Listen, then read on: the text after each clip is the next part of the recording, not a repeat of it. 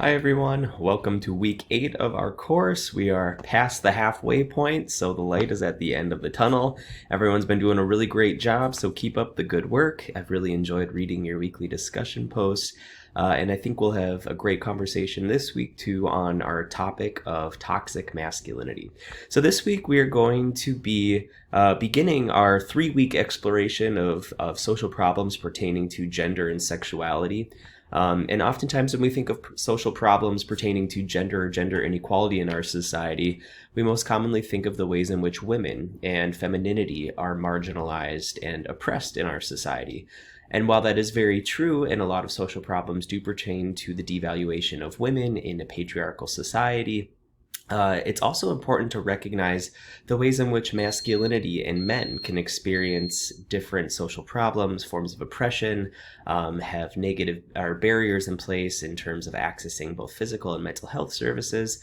And so that's what we're going to be taking a closer look at this week.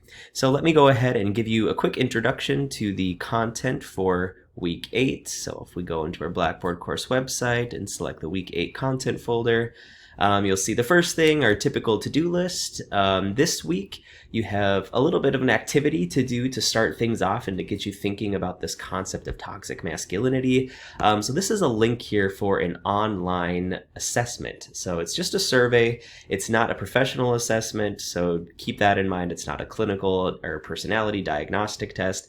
This is just an assessment that was created by a few social science-oriented folks to gauge masculinity and toxic masculine behaviors. So if you just click on this link here that's provided, you'll see that there's going to be a set of 35 questions. It only takes a couple minutes to complete, and you just indicate your level of disagreement or agreement with each of these questions by moving this little toggle here and then just clicking next. So once you answer these 35 questions, you'll hit submit, excuse me, and your results will pop up, and it will give you a little bit of explanation about how your results can make sense in comparison to other people who have completed this assessment.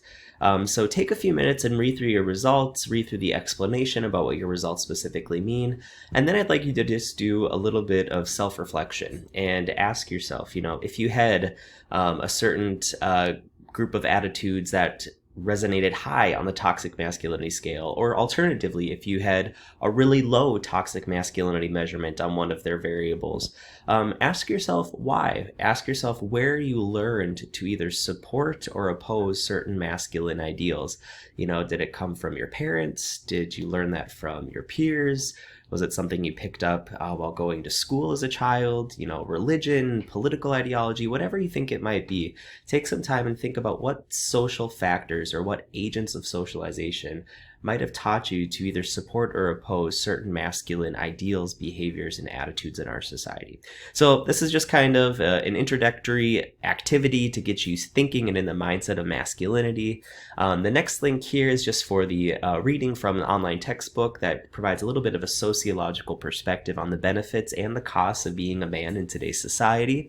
The next reading here is titled The Sociological Explanation for Why Men in America Turn to Gun Violence. And so this is an article written by sociologists to explain the connection between violence, specifically gun violence, and masculinity or toxic masculinity in the United States.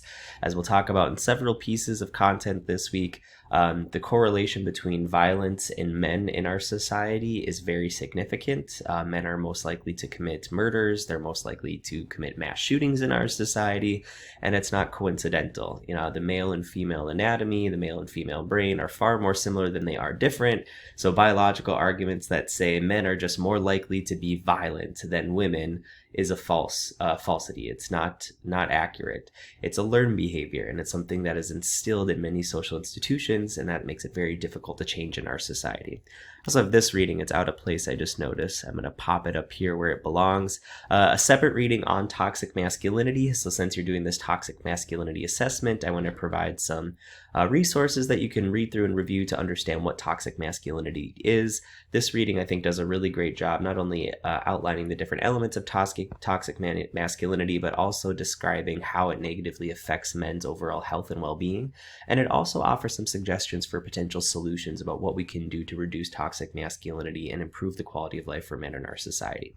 So after this sociological reading explaining the connection between men masculinity and gun violence, I also included a short video that kind of talks about how the policies we currently have placed in the United States about gun control further aid in mass shootings. So this video kind of makes a little bit of a comparison to Australia, which is a country that has virtually eliminated all mass shootings in their entire nation for the past 20 years as a result of changing some policies after one particular mass shooting killed several people in Australia many years ago. And their changes in policies have been effective. So I include this just to provide a little bit of a global comparison. I think it's always helpful to see how social problems that are happening in the US have been addressed and in some instances even resolved in other countries around the world. And then I'm also asking you this week to view a feature-length documentary film. This film is called The Mask You Live In. It's a documentary that unpacks masculinity and the effects of toxic masculinity, particularly in the context of the United States. And so to access this film, you need to have a Canopy account, and Canopy is just a service that houses a bunch of different films. And as a TAMU-CC student, you have free access to all of the films in Canopy. The only thing you need to do to access them is to create an account. So if you click on this link here, if you already have a Canopy account, it may automatically sign you in, or it may ask you to go ahead and enter in your login credentials. So it will look like this. If you just click in this login to TAMU-CC and then log in again, it will ask you to enter in your TAMU-CC Islander email account and password, which is what's loading up here. My information's automatically saved, so it signs me in. All right, so create that account. If you have any problems accessing Canopy or accessing the documentary, please let me know and I'll try and help you, but it should be pretty straightforward. Last thing this week is just one video lecture going over these slides that I've created here to explain toxic masculinity and violence. I apply a few more sociological concepts like hegemonic masculinity and introduce Brannon's 4 main tenets of masculinity, which are important sociological terms to be familiar with for this week. All right, so I hope you enjoy this content and find it thought-provoking. Again, keep up the good work on your weekly discussion post. I'm really enjoying hearing your perspectives and seeing you develop your sociological imaginations. It's been really rewarding for me this semester so far. So take care, everyone. Stay well. I hope you have a great week.